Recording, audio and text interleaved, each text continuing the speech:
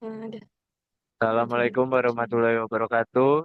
Sebelumnya, perkenalkan kami dari kelompok 1 akan mempresentasikan tugas besar mata kuliah HAMDAL terkait formulir kerangka acuan rencana perubahan kegiatan pertambangan batu bara PT Batu Hitam Energi Site Gunung Sari.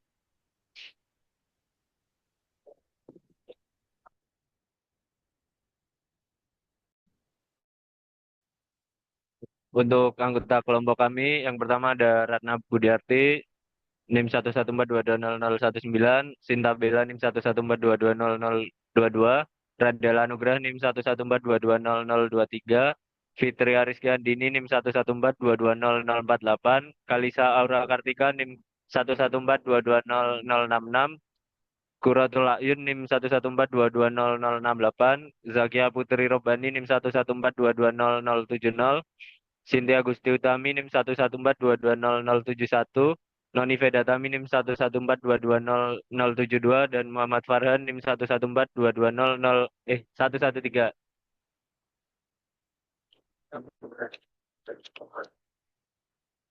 Adapun latar belakangnya yang di mana PT Batu Hitam Energi adalah perusahaan pemegang perjanjian karya pengusahaan pertambangan batu bara sejak tahun 1999 berdasarkan izin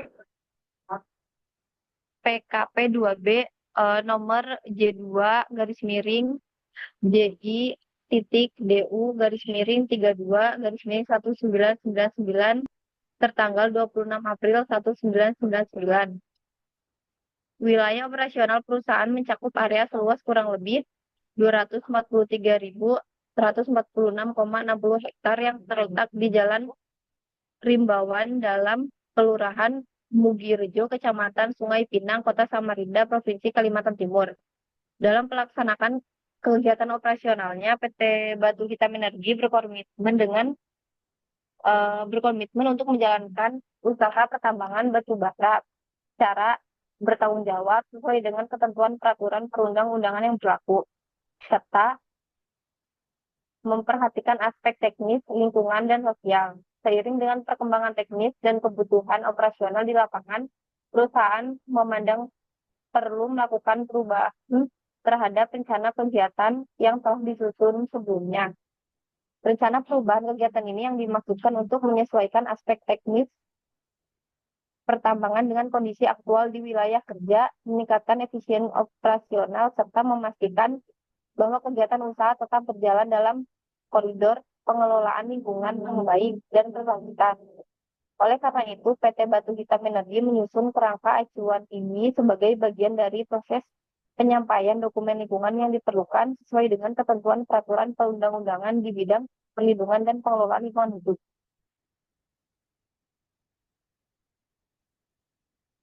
Untuk tujuannya itu ada 4. Yang pertama ada mendukung kelancaran pelaksanaan rencana perubahan kegiatan operasional di PT Batu Hitam Energi. Yang kedua, menjaga kualitas lingkungan hidup selama dan setelah kegiatan berlangsung. Yang ketiga, mewujudkan pertambangan batu bara yang berkelanjutan dan berwawasan lingkungan good minimum prestige. Yang keempat, memastikan pemenuhan terhadap regulasi dan kewajiban lingkungan termasuk juga mutu lingkungan.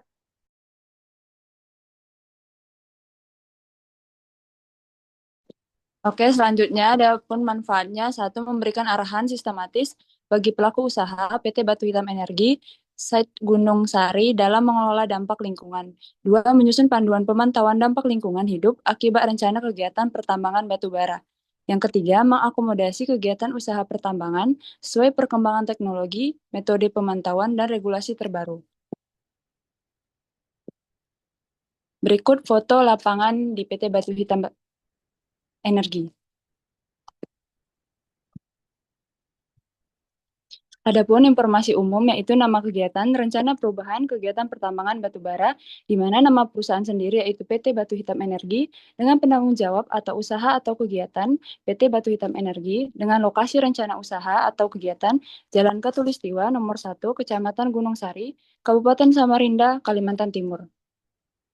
Adapun deskripsi rencana usaha atau kegiatan yaitu dilakukan dengan pembebasan lahan terlebih dahulu, yang akan dilakukan inventarisasi dan pengukuran mengenai letak, luas, Pemilik pemilik lahan atau tanah yang dibebaskan oleh tim inventarisasi yang dibentuk di tingkat kecamatan, terutama areal APL, agar semua pihak mengetahuinya. Pada tahap selanjutnya akan dilakukan pembukaan lahan yang telah dilakukan oleh PT Batu Hitam Energi meliputi pembukaan lahan untuk tambang, timbunan overburden, dan tanah pucuk, jalan tambang, kolam sedimen atau kendali erosi, dan fasilitas penunjang. Kegiatan usaha ini direncanakan melalui beberapa tahapan yaitu prakonstruksi, konstruksi, operasi, produksi, dan pasca tambang. Pada tahap prakonstruksi akan dilakukan studi kelayakan, survei topografi, geologi, serta penyusunan dokumen lingkungan dan perizinan.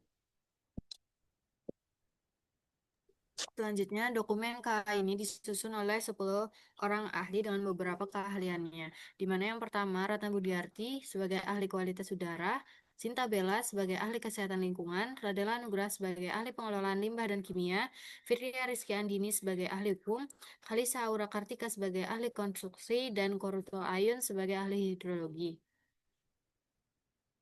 Selanjutnya, Zakia Putri Robani sebagai ahli antropologi, Cynthia Gusti Utami sebagai ahli pengelolaan lingkungan, Noni Vedatami sebagai ahli lingkungan, dan yang terakhir Muhammad Farhan sebagai ahli geologi. Adapun lokasi rencana usaha dan atau kegiatan di PT Batu Hitam Energi ini, secara administrasi, rencana kegiatan pertambangan berada di Jalan Katulistiwa nomor 1, Kecamatan Gunung Sari, Kabupaten Samarinda, Kalimantan Timur. Lokasi tersebut berbatasan dengan wilayah sebagai berikut, di mana di batas timur itu ada Anggana, batas barat Sambutan, batas selatan Samarinda Ulu, dan batas utaranya Samarinda Utara. Adapun untuk peta citra lokasi kegiatan usaha di Kecamatan Gunung Sari, Kabupaten Samarinda, Provinsi Kalimantan Timur dapat dilihat pada slide berikut. Selanjutnya,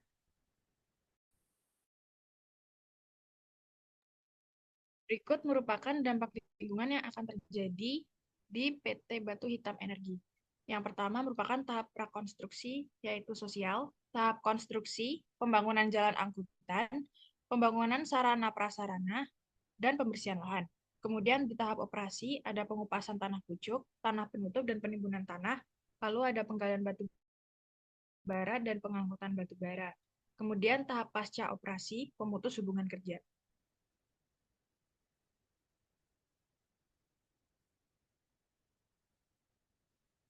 Kemudian pelingkupan usaha ini dilakukan dengan menentukan lingkup permasalahan dan mengidentifikasi dampak penting hipotesis yang timbul sebagai akibat rencana usaha atau kegiatan. Melakukan identifikasi dampak potensial dan menentukan dampak penting hipotetik dengan mengevaluasi apa saja dampak potensial yang tergolong penting. Mengacu pada Kemen LH nomor Kep 30 garis miring Men LH garis miring 7 garis miring 1992 tentang panduan pelingkupan untuk penyusunan kerangka acuan andal dan metode identifikasi dampak yang digunakan yaitu metode matriks. Berikut merupakan matriks identifikasi dampak potensial. Yang pertama yaitu tahap prakonstruksi. Yang pertama yaitu sosialisasi. Pengelolaan lingkungan yang sudah direncanakan yaitu Permen LH nomor 17 tahun 2012 tentang keterlibatan masyarakat dalam proses AMDAL dan izin lingkungan. Lalu untuk yang bawahnya itu tidak ada. Komponen zona lingkungan terkena dampak, komponen sosial, ekonomi, dan budaya. Kemudian komponen sosial, ekonomi, dan budaya. Untuk dampak potensialnya, perubahan sikap dan persepsi masyarakat, dan peningkatan perekonomian masyarakat. Evaluasi dampak potensialnya, yang pertama, membentuk tim yang berkoordinasi secara terpadu aparat kampung dan tim dari kecamatan. Yang kedua, melakukan inventarisasi lahan yang akan dibebaskan melalui tim yang ditunjuk resmi oleh pemerintah dan bekerja secara independen. Yang ketiga, bekerja sama dengan pemerintah dalam penerbitan peraturan kepemilikan, penguasaan, dan pengalihan hak atas tanah dan sesuai dengan peraturan tata cara pembayaran ganti kerugian atas tanah. Lalu memberikan uang kompensasi atau ganti rugi atas lahan dan tanaman tumbuh yang terkena pembebasan lahan sesuai dengan hasil kesepakatan bersama, dengan harapan masyarakat yang kehilangan lahan akan dengan mudah mendapatkan lahan lain sebagai lahan pengganti, serta dilakukan secara transparan tanpa perantara dan didokumentasikan. Yang kedua yaitu memperkerjakan masyarakat.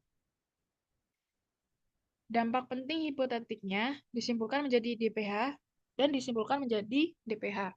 Batas wilayah studinya yaitu wilayah yang terkena pembebasan, lalu batas waktu kajiannya selama proses pembebasan lahan berlangsung.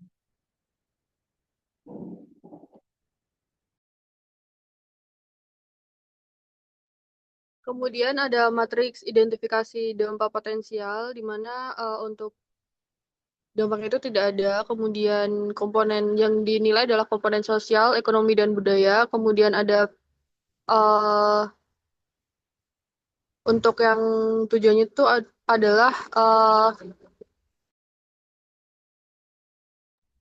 penerimaan tenaga kerja. Kemudian yang dinilai adalah untuk penilaiannya itu ada metode pendekatan sosial, yaitu memberikan informasi atau mengumumkan lowongan kerja tentang peluang kerja transparan kepada warga, kemudian ada memprioritaskan dan memaksimalkan penerimaan, kemudian ada mengikuti aturan ketenagakerjaan, dan ada memberikan kesempatan kepada tenaga kerja. Nah, kemudian ada juga yang sebelumnya atau lanjutan dari tadi itu ada pembelian lahan untuk membeli lahan di tempat lain secara mandiri karena kompensasi yang diberikan perusahaan umumnya eh, berupa data atau berupa harga pasar, sehingga masyarakat akan dengan mudah mendapatkan lahan pengganti atau jika menginginkan akan memperkerjakan masyarakat dipermudah selama memenuhi kualifikasi yang ditetapkan perusahaan.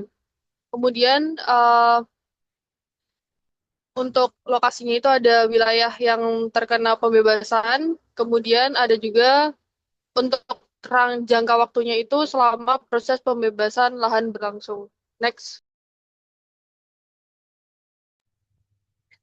Kemudian ada tahap konstruksi. Jadi yang pertama adalah tentang pembangunan jalan angkutan, di mana untuk dampak pentingnya itu tidak ada. Dampak. Kemudian secara keseluruhan itu dampak pentingnya tidak ada. Kemudian komponen yang dinilai itu secara keseluruhan adalah komponen geofisik kimia. Kemudian tujuannya itu untuk menilai peningkatan erosi, kemudian dengan menumpuk batang pohon dan cacahan tumbuhan, sisa pembersihan lahan pada daerah yang rawan erosi tanah guna untuk menekan laju erosi. Nah, hal tersebut itu disimpulkan menjadi DPH, kemudian untuk lokasinya itu ada di lokasi kegiatan pertambangan yang ada di jalan angkut di kegiatan pertambangan. Kemudian periode lama waktunya itu dilakukan selama kegiatan penambangan di jalan angkut tersebut. Kemudian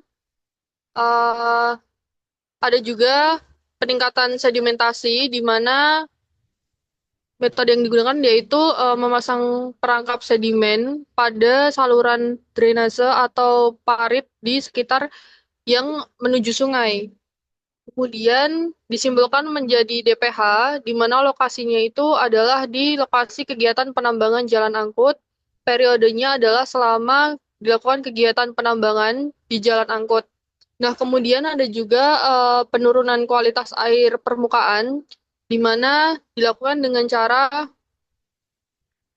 melakukan pemeliharaan dan pembersihan secara rutin terhadap perangkap sedimen pada saluran drainase atau parit di sekitar yang menuju sungai, disimpulkan menjadi DPH, di mana lokasinya berada di kegiatan pembangunan jalan angkut, kemudian periodenya itu dilakukan selama kegiatan pembangunan jalan angkut. Nah, yang keempat adalah untuk masalah mengenai penurunan vegetasi atau populasi flora darat, di mana dengan mempertahankan vegetasi flora darat yang ada di sekitar lokasi yang tidak terkena proyek dari kegiatan pembangunan jalan angkut, di mana hal tersebut itu disimpulkan menjadi DPH yang lokasinya ada di kegiatan pembangunan jalan angkut, kemudian untuk periode lama waktunya adalah selama dilakukannya kegiatan pembangunan jalan angkut. Next. Kemudian selanjutnya adalah mengenai komponen biologi, di mana ada penurunan populasi satwa liar atau fauna darat dengan cara metodenya itu dilakukan dengan cara memasang papan larangan untuk melakukan pembunuhan satwa liar atau fauna darat pada areal di sekitar kawasan kegiatan pembangunan jalan angkut yang tidak terganggu, yang disimpulkan menjadi dampak DPH yang lokasinya ada di kegiatan pembangunan jalan angkut. Kemudian untuk periode waktunya itu selama kegiatan pembangunan jalan angkut. Nah, kemudian ada juga permasalahan yang masih sama yaitu komponen biologi, di mana untuk permasalahannya adalah mengenai penurunan populasi biota perairan yang disimpulkan menjadi DPH yang lokasinya berada di kegiatan pembangunan jalan angkut dengan periode selama kegiatan pembangunan jalan angkut itu berlangsung.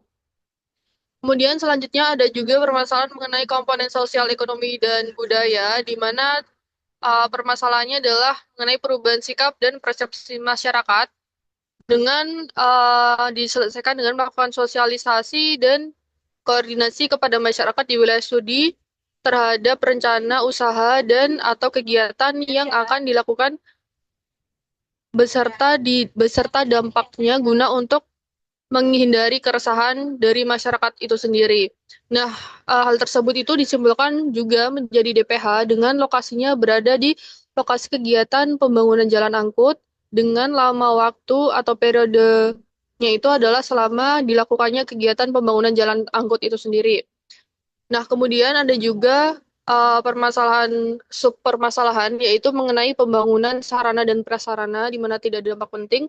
Kemudian untuk komponen geofisik, komponen yang dinilai adalah komponen geofisik kimia dengan permasalahan mengenai kualitas air dengan metode penyelesaian adalah dilakukan pemeliharaan dan pembersihan secara rutin terhadap perangkap sedimen atau sedimen trap pada saluran drainage atau parit di sekitar yang menuju irigasi, di mana hal tersebut itu disimpulkan menjadi DPH yang lokasinya berada di lokasi pembangunan jalan angkut dengan periode waktu selama kegiatan pembangunan jalan angkut itu dilakukan. Next.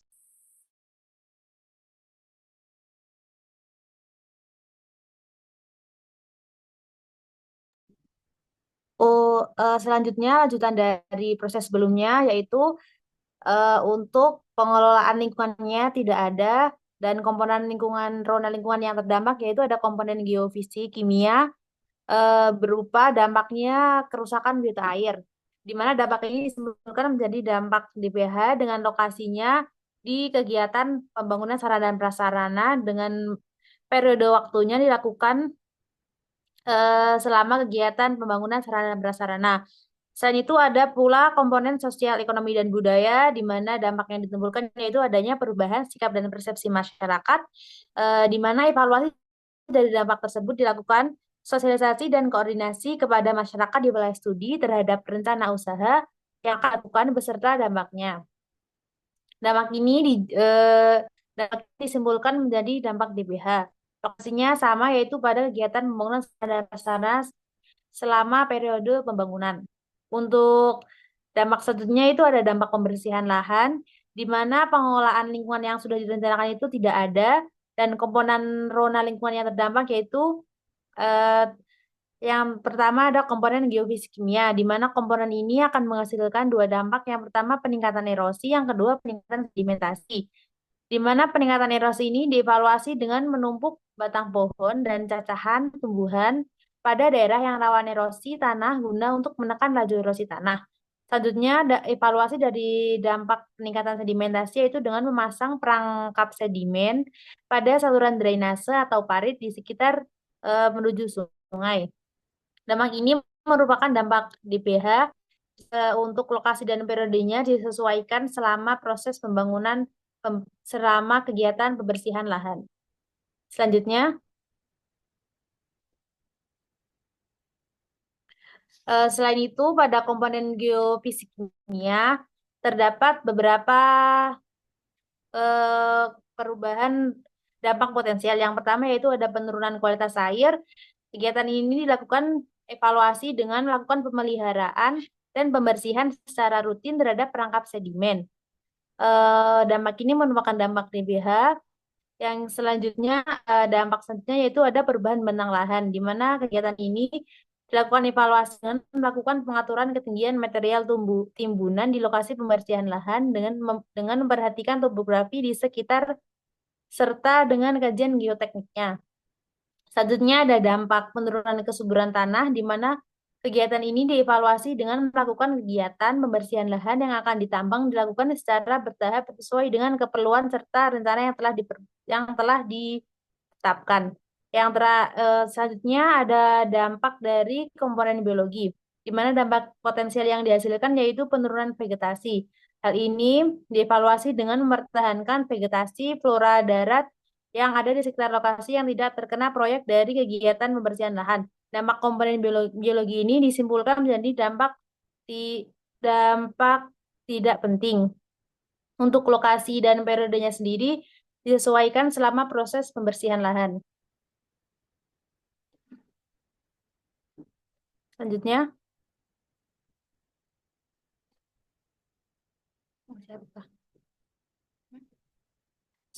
ada tahap operasi, di mana yang pertama yaitu ada pengupasan tanah pucuk, tanah penutup, dan penimbunan lahan. Komponen rona lingkungan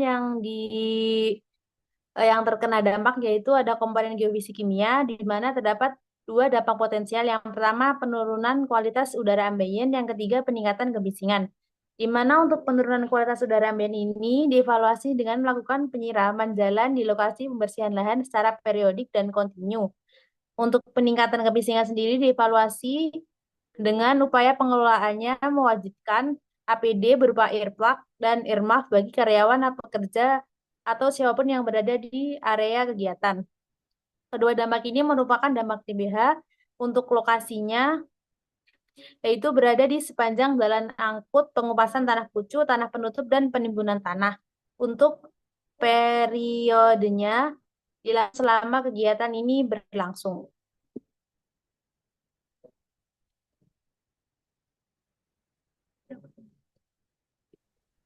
Selanjutnya ada dampak potensialnya itu perubahan bentang lahan, yang mana evaluasi dari dampak potensial ini, yang pertama itu melakukan pengaturan ketinggian material timbunan di lokasi pengupasan tanah pucuk, tanah penutup, dan penimbunan tanah di luar tambang, dengan memperhatikan topografi di sekitarnya, serta sesuai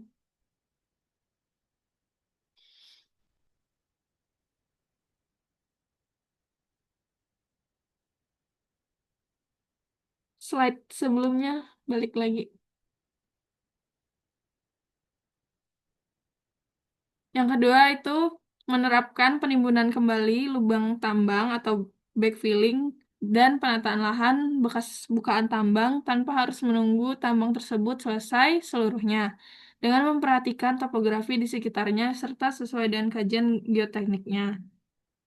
Dampak ini tergolongkan menjadi DPH atau dampak penting. Selanjutnya untuk batas wilayah studinya itu lokasi di sepanjang jalan angkut dari lokasi kegiatan pengupasan tanah pucuk, tanah penutup, dan penimbunan tanah menuju lokasi penimbunan tanah pucuk dan tanah penutup. Untuk batas waktu kajiannya itu selama berlangsungnya kegiatan pengupasan tanah pucuk, tanah penutup, dan penimbunan tanah. Selanjutnya, komponen rona lingkungan yang terdampak selanjutnya itu komponen sosial, ekonomi, dan budaya.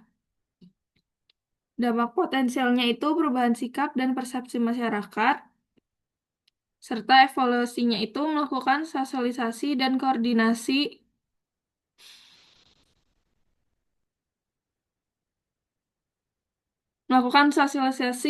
koordinasi kepada masyarakat di wilayah studi terhadap rencana usaha dan atau kegiatan yang akan dilakukan beserta dampaknya guna untuk menghindari keresahan.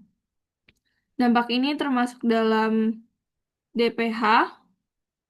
Untuk lokasinya itu di lokasi kegiatan pengupasan tanah pucuk, tanah penutup, dan penimbunan tanah. Untuk rentan waktunya itu, setiap kali dilakukannya kegiatan pengupasan tanah pucuk, tanah penutup, dan tanah penimbun. Selanjutnya,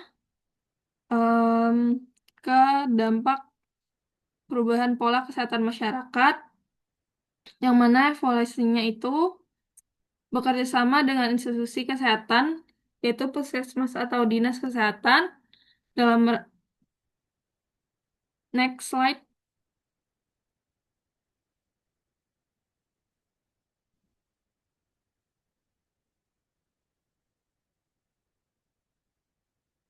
Oke, selanjutnya untuk kegiatan selanjutnya itu ada penggalian batu bara.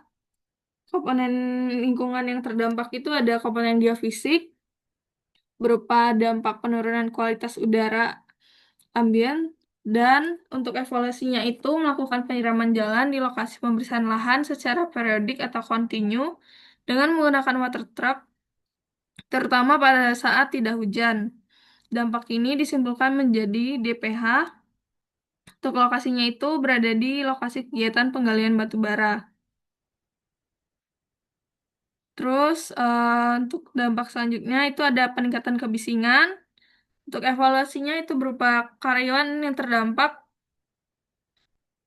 itu akan dilakukan upaya pengolahannya dengan mewajibkan APD atau alat pelindung diri berupa earplug dan earmuff bagi karyawan atau pekerja yang berada di lokasi kegiatan.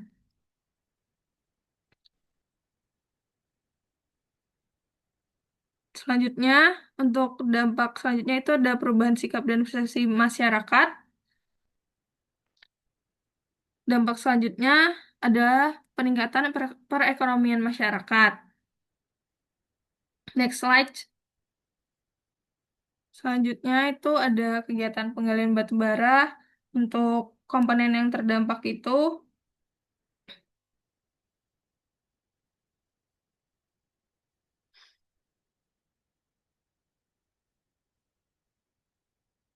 next slide.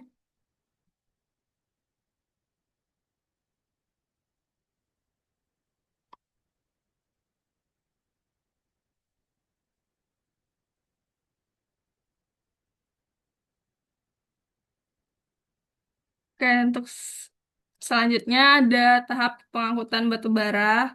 Untuk komponen yang terdampak itu ada komponen geofisik kimia, yaitu berupa penurunan kualitas udara. Untuk evaluasinya itu melakukan penyiraman jalan di lokasi pembersihan lahan. Selanjutnya, ada juga dampak sosial ekonomi budaya, itu perubahan sikap dan persepsi masyarakat. Next slide.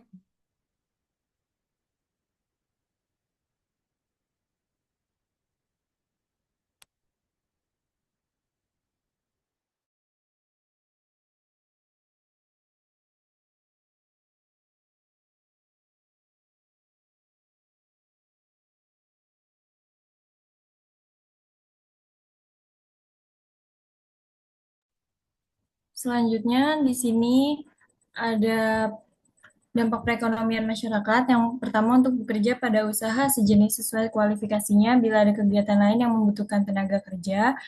Kemudian memberikan pelatihan dalam program Komdev untuk meningkatkan skill. Kemudian memdaya gunakan lembaga perekonomian lokal seperti koperasi, UKM, BUMK, dan lainnya. Kemudian komponen sosial ekonomi dan budaya, dampaknya itu perubahan pola kesehatan masyarakat dengan bekerja sama dengan institusi kesehatan, puskesmas, atau dinas kesehatan dalam rangka memperbaiki tingkat kesehatan. Disimpulkan menjadi DPH, lokasinya di sepanjang jalan angkutan dan periodenya setiap kali dilakukannya kegiatan. Kemudian ada tahap pasca operasi. Di sini ada pemutus hubungan kerja. Yang terdampak yaitu komponen sosial, ekonomi, dan budaya, di mana ada perubahan sikap dan persepsi masyarakat yang dievaluasi dengan cara memberikan bekal berupa pelatihan keterampilan khusus dalam bidang usaha produktif bagi karyawan sebelum di PHK, dengan tujuannya itu meningkatkan SDM.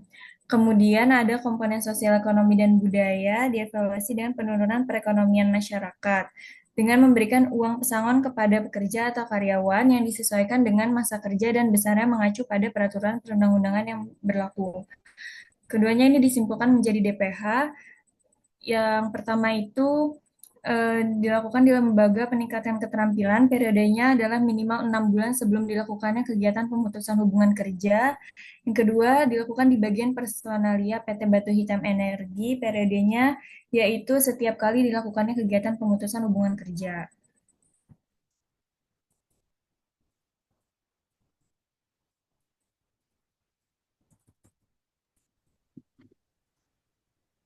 Selanjutnya ada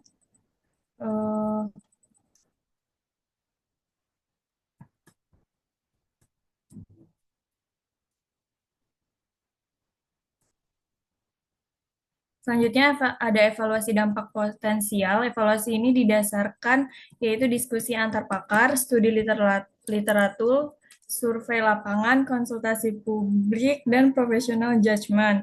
Dengan pemusatan pelingkupan meliputi identifikasi dampak potensial sehingga dihasilkan dampak penting hipotek yang nantinya dikaji lebih lanjut dalam ANDAL.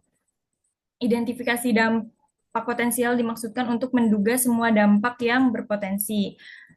Nah, yang pertama ini ada tahap prakonstruksi, tahap konstruksi, tahap operasi, dan tahap pasca operasi. Nah, tahap konstruksi ini dibagi menjadi 3. Tahap konstruksi ini ada peningkatan erosi, sedimentasi, kualitas air, vegetasi, populasi satwa liar, dan populasi biota perairan, serta perubahan sikap masyarakat. Di tahap operasi ini ada penurunan kualitas udara, peningkatan kebisingan, perubahan bentang lahan, dan perubahan sikap serta persepsi masyarakat. Yang terakhir ada tahap pasca operasi, yaitu perubahan sikap dan persepsi masyarakat dan penurunan perekonomian masyarakat.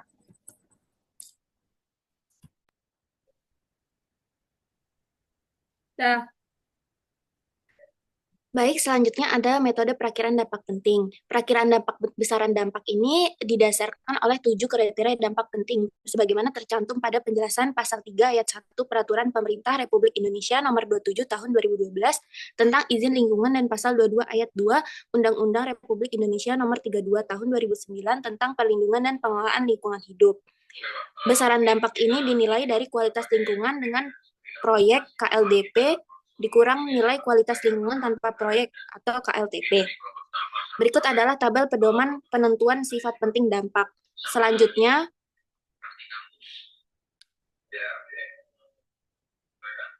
next.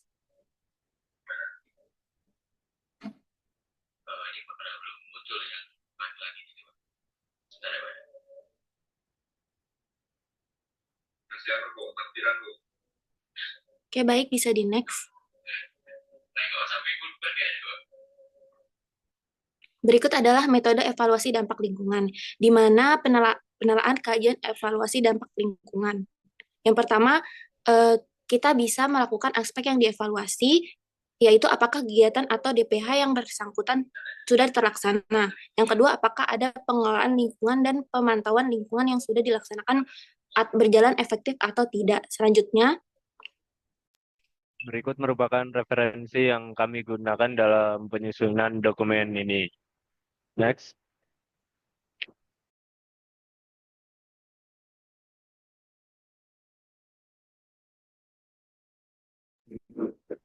Sekian presentasi yang dapat kami lakukan. Kurang lebihnya kami mohon maaf. Wassalamualaikum warahmatullahi wabarakatuh. Terima kasih.